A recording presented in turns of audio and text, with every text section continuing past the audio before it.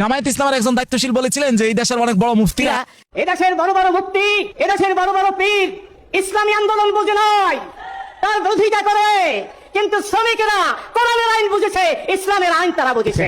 এই কথার প্রেক্ষিতে তিনি আমাদের লুৎফর রহমান ফরাইজি, আমাদের শ্রদ্ধেয় বড় ভাই, উনি খুবই আক্রমণাত্মক হয়ে একটা কথা বললেন। উনি বললেন যে যেই আন্দোলন, যেই ইসলামী আন্দোলন আলেমরা বুঝে না, মুফতিরা বুঝে না, শ্রমিকরা বুঝে, ওটা ইসলামী আন্দোলন না। ওনার ভাষায় উনি বলতেছেন এটা মওদুদি আন্দোলন।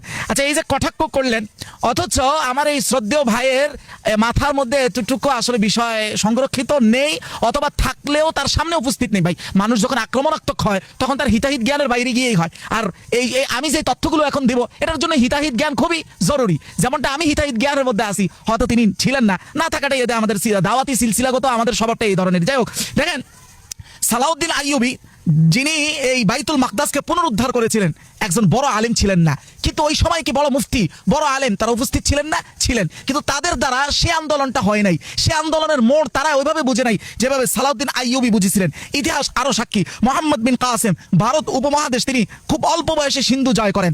ওই সময় কি পৃথিবীতে আরো বড় বড় জবরদস্ত আলেমরা ছিলেন না? ছিলেন। আপনি ফাতহুল বুলদান দেখেন, সেখানে তিনি অল্প বয়সে যেইভাবে ভারত বিজয় করেছেন, ভারতে ইসলামী পতাকার পুনরাবর্তন করেছেন, ঠিক ওই সময় উনি ঠিক যেটা বুঝেছিলেন, ওনার সমসাময়িক অনেক বড় আলেমও সেটা বুঝতে সক্ষম হয়নি। মাহমুদ গজনবীর কথা বলেন, তিনিও কোনো বড় আলেম না, অথচ তিনি এমন অভিযান পরিচালনা করেছিলেন, এই উপমহাদেশে ইসলামের বিস্তারের সবচেয়ে বড় অনেক বড় ভূমিকা তিনি রেখেছেন। কিন্তু তিনি যেই সময় যেই ভূমিকা রেখেছেন, ওই সময় আরো অনেক বড় আলেম ছিল, কিন্তু তার মতো ভূমিকা অনেকেই রাখতে পারে নাই। এটাও ইতিহাস থেকে প্রমাণিত। মাহমুদ আল ফাতেহ উসমানী সাম্রাজ্যে তিনিও একজন বড় কোনো আলেম ছিলেন না। তুর্কির সেই কুস্তন্তনিয়াকে বিজয় করেছিলেন, যেই বিষয়ে মুসনাদ আহমদের রাসূলের হাদিস বর্ণিত হয়েছে।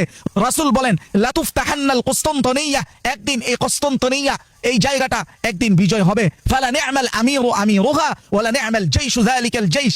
রাসূলুল্লাহ বলেন, এই কুস্তন্তনিয়া যে বিজয় করবে, ওই আমির কতই না উত্তম আমির, তার ওই যে সৈন্যবাহিনী তারা কতই না উত্তম সৈন্যবাহিনী। সেই আমিরও একজন পৃথিবী বিখ্যাত আলেম ছিলেন না, কিন্তু তার দ্বারা সেই নি'মাল আমিরের কাজটা হয়েছে যা রাসূল আগে থেকেই ভবিষ্যৎবাণী করেছিলেন। শুধু এতটুকু না, আপনি মাজাল্লাতুল বায়ান এর ৮৬ নং খণ্ড ১৭০ নং পৃষ্ঠায় আসেন, ওই যে পাশের দেশ আপনার মোল্লাদের যেই দেশ আজকে ইমারতে ইসলামিয়া কায়েম হয়েছে, যেটা নিয়ে আমি আপনি গর্ব করি, যার মাধ্যমে এর গোড়াপত্তন হয়েছে, তিনি একজন জগৎ বিখ্যাত আলেম নন। এই কিতাবে স্পষ্ট বলা হয়েছে যে উনি ছিলেন লাকিন লাইসা লাহু কাসীরু ইলমিন। এই যে মোল্লা ওমর, তার কোনো অনেক বেশি ইলম ছিল, বিষয়টা মোটেও তা না। এখানে বলা হচ্ছে আল আমরু ইনতাহা বিযালিকা বা'দাল জিহাদ মা'আর রুশ, রাশিয়ার সাথে তাদের যে যুদ্ধ হয়েছিল, এইটার পরে ফাআদা ইলা তালাবিল ইলমি ফি পাকিস্তান, তিনি কিছু ইলম শিক্ষার উদ্দেশ্যে পাকিস্তানে এসেছিলেন মোল্লা ওমর। ওয়া ফি ইয়াউমিন জাআহু আহাদু আকরিবাইহি মিনাল আফগান ফি মসজিদিহি, একদিন তিনি যে মসজিদে, পাকিস্তানের যে মসজিদে তিনি অবস্থানরত ছিলেন, ওখানে ওনার এক আত্মীয় আফগান থেকে এসে ওয়া হুয়া ইয়াবকি, ওই লোকটা কাঁদতেছিল, ওই লোকটাও কোনো আলেম ছিল না। ফাসালাহু মুহাম্মদ ওমর তাকে জিজ্ঞাসা করলেন, উমাযা তাবকি, তুমি কাঁদতেছো কেন? হাল মাত আলাকা আহাদুন, তোমার কি কেউ মারা গেছে? তখন সে বলল, লা আল মাউতু আহওয়ানু ওয়ালাউ মিতনা জামিআন, আরে মওত তো আরো অনেক সহজ, যদি আমরা সবাই একসাথে মরে যাইতাম, এটা এত আফসোসের ছিল না। লোকটার ভাষ্য ছিল, উম্মতের যে অবস্থার জন্য ওই লোকটা কাঁদতেছিল, তিনিও কোনো বড় আলেম ছিল না, অথচ তার সমসাময়িক বড় মুফতি ছিল, বড় আলেম ছিল। তারা সেই দরদ বুঝিনি, যেই দরদ নিয়ে মোল্লা ওমরের কাছে সে পাকিস্তান গিয়ে পৌঁছছিল, সেই মোল্লা ওমর যা করেছিল আজকে তার সুফল আমাদের সামনে। তখনও বড় বড় আলেমরা এই ফতোয়া তাকে দিয়েছিল যে দেখেন, আপনি বৃহত্তর স্বার্থের দিকে তাকিয়ে ক্ষুদ্রতম স্বার্থ ছেড়ে দেন। তিনি উত্তরে বলেছিলেন, দেখেন আমি এত ফতোয়া বুঝি না, কিন্তু আমি শুধু বুঝি আপনি যে কথাটা আমাকে বুঝাচ্ছেন, যদি স্বয়ং জনাবে আকরাম মুহাম্মদুর রাসূলুল্লাহ সাল্লাল্লাহু আলাইহি ওয়াসাল্লাম পৃথিবীতে বেঁচে থাকতেন, তাহলে কি আপনি যা বলছেন সেটাই করতেন, না আমি যা করতে যাচ্ছি সেটাই করতেন? বিবেক যদি বলে আমি যা করতেছি সেটাই করতেন, তাহলে আমি সেটাই করব। জামায়াত ইসলামের যেই ব্যক্তি এই কথাটা বলেছেন, তার এই কথাটা তো দীর্ঘ ইতিহাস থেকে সুবুত একবার সিলসিলাতান প্রমাণিত কথা।